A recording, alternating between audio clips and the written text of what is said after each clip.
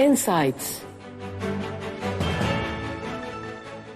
This is Akashvani. In the program Insights, now we bring a discussion on 21st Global Sustainability Summit, Accelerating India's Sustainability Transition. The participants are Rahul Mahajan, Senior Journalist, and Shreya Pathak, Anchor. India has long been a voice for balanced growth where development and ecology move together. But today, sustainability is no longer just about policies and reports. It is about speed of action, scale of impact, and strength of systems. This year's theme of the 21st Global Sustainability Summit is Accelerating the Sustainability Transition, Speed, Scale, Systems. The summit brings together government, industry leaders, finance, and leaders from the innovation industry to move from pilots to real-world deployment. To discuss more on the subject, we are joined by senior journalist Rahul Mahajan. Thank you very much for inviting. The first question, Mr. Mahajan, I would like to put forward is that, first, tell us about this year's theme. That is accelerating the sustainability transition, speed, scale, systems. Why is the shift from commitments to deployment so critical for India in 2026? So we already know what we need to change, and we now need to change it faster across much larger part of the economy and by creating systems that make that change possible. Today, the world has reached a different stage altogether. We have renewable energy technologies, we have electric mobility, we have climate finance, and we have technologies for monitoring emissions and managing climate. The challenge is no longer only what should we do. It is how quickly can we do it, how widely can we do it, and what systems do we need to make it happen. That is the thinking behind speed, scale, and systems. I think the most important word is implementation. For many years, the world has seen and the world has been very good making commitments about it. And we have talked about various things like net zero, renewable energy. We have talked about sustainable supply chains, green finance, climate resilience, responsible consumption. Now, the difficult question comes. How do we actually implement all of this? And why it is important for India? Because India is at a very important stage of development. We are building our cities, roads, industries, energy systems, and a lot more than that. For hundreds of millions of people, decision made today will influence their life for decades to come. At the same time, India has made a clear long-term commitment to reach net zero emissions by 2070, which also pursuing economic development. And while because we have made this commitment of net zero emissions by 2070, but while doing that, we are pursuing the economic development and vision for developed India also. So these two need to go together. We need to implement both the things together. Therefore, sustainability for India cannot mean simply asking people to consume less. It means cleaner and more efficient industry, affordable and reliable energy, clean energy systems, better public transport and mobility, climate resilient cities, sustainable agriculture, efficient use of water and natural resources, less waste and more recycling. All of this has to happen. In other words, India needs sustainability not because we want less development, but because we want better and more durable development. So, Mr. Mahajan, this 21st Global Sustainability Summit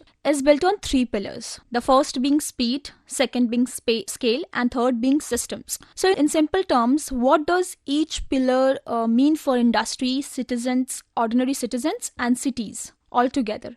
To put it simply, speed means act faster. For industry, it means moving from sustainability commitments to actual investment and execution. For cities, it means acting now on heat, pollution, water, mobility. For citizens, it means getting access to cleaner, affordable choices today, not someday. So if you go to scale, take it everywhere. If I have to explain it to a layman, a green factory or successful pilot is not enough. Industry must transform entire supply chains, including MSMEs and other industries. Cities must replicate successful solutions across neighborhoods and across India. Citizens should be able to access sustainable transport, energy, and products regardless of income or location. When we come to systems, it means make it possible.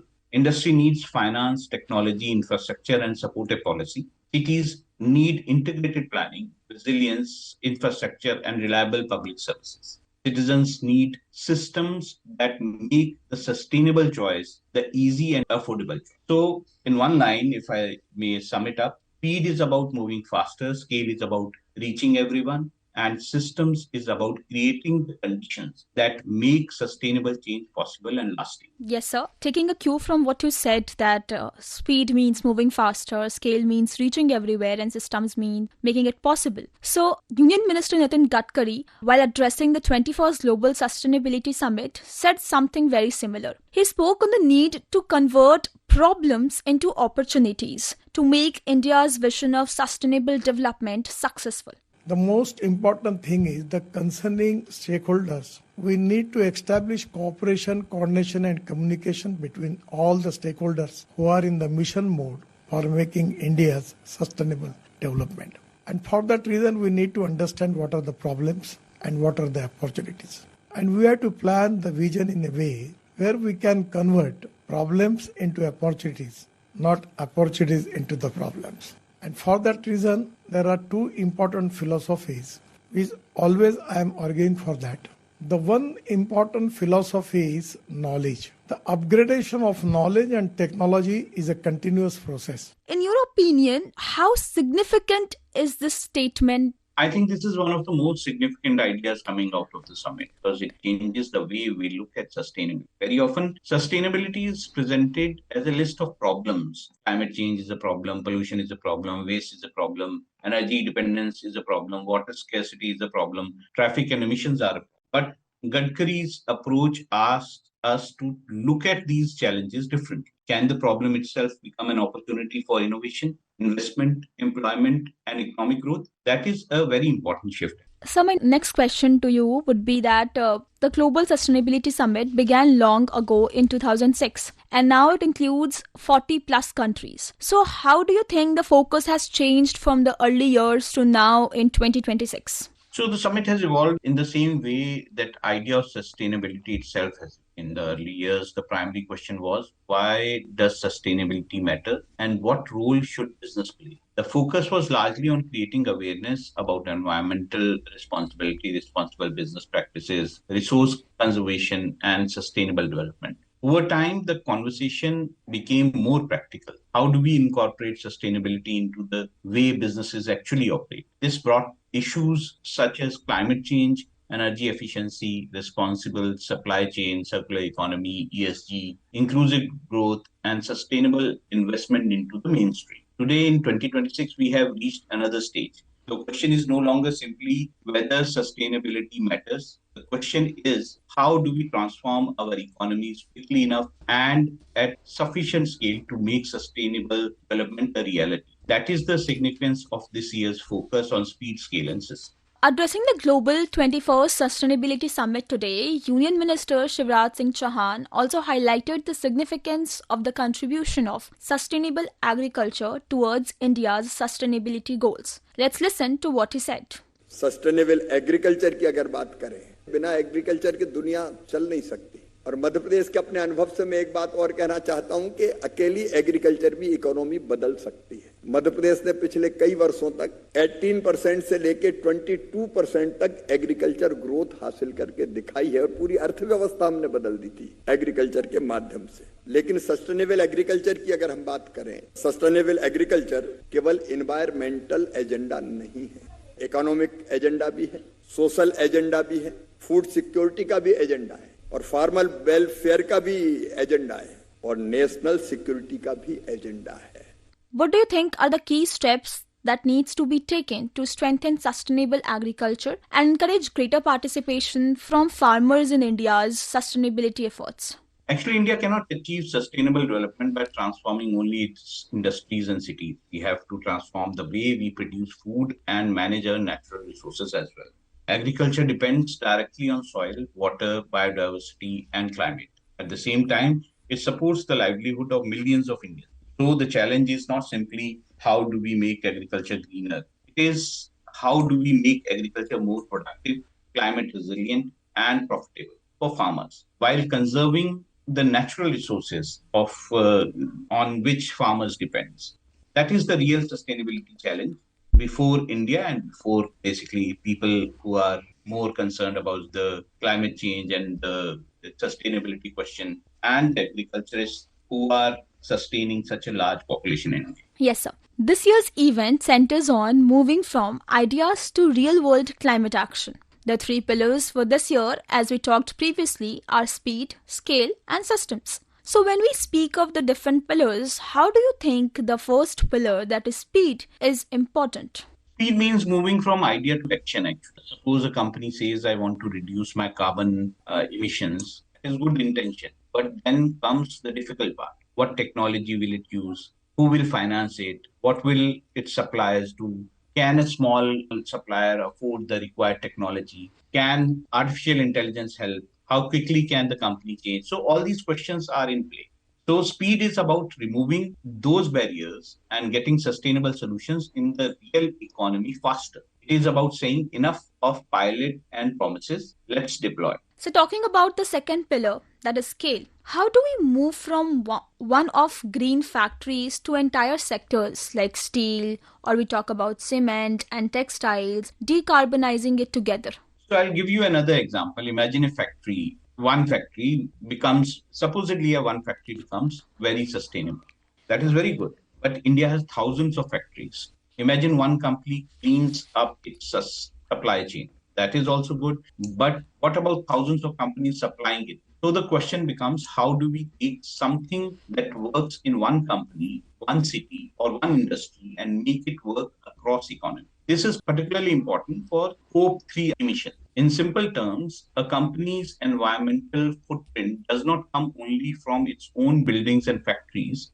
A lot of it can come from its suppliers, transportation, raw materials, and the use or disposal of its products. Therefore, sustainability has to travel through the entire value chain. That is why the summit is bringing suppliers, large companies, MSMEs, investors, and policymakers into the same conversation. It is important that the people who are involved in this process of sustainability, they come together and decide on how to implement all this. Yes, sir. So talking about the third pillar, that is systems, which reform is more urgent? Power market changes, water energy governance, or a standardized green procurement by the government? It is not one particular sector which has to be implemented first. Actually, we have to make better systems. And that's why the third pillar is the most important pillar. You cannot build a sustained economy by changing individual companies alone, as I have told you in the case of steel. Take electric vehicles. You can manufacture an electric car, but you also need charging infrastructure. You need electricity generation, a reliable grid, battery technology, financing, roads, regulations, skilled workers, recycling systems. Actually, the system, if you look at it holistically, it is the system which I'm talking. The same applies to green hydrogen, renewable energy, storage, cities, agriculture, and waste. The system asks what infrastructure policies, institutions, incentives must change so that sustainable choices become practical and economically attractive. That is what is to be done. So my last question to you would be that from the last 2 to 3 summits, where has industry moved from strategic documents to actual investment and execution? And where do you feel that the gaps remain between the documents and the implementation, if we talk about? I would say that Indian industry has made a very important transition over the last 2 or 3 years. We have moved beyond sustainability being primarily boardroom strategy, ESG report, or net zero commitment. There is now real capital going into renewable power, transmission, storage, electricity, mobility, green hydrogen, cleaner manufacturing, and resource efficiency. But the transition is not uniform. There lies the problem. Thanks, Mr. Mahajan, for this insightful discussion on the 21st Global Sustainability Summit, sharing your views on the theme of this year's program, how the sustainable development matters for Indian economy in a longer run, and what policies needs to be taken to make India a sustainable developed country, especially when we have the vision of Viksit Bharat by 2047. Thank you very much for inviting me to. You were listening to a discussion on 21st Global Sustainability Summit, Accelerating India's Sustainability Transition. The participants were Rahul Mahajan, Senior Journalist, and Shreya Pathak, Anchor. This program was produced and presented by the News Services Division of Akashvani. Insights.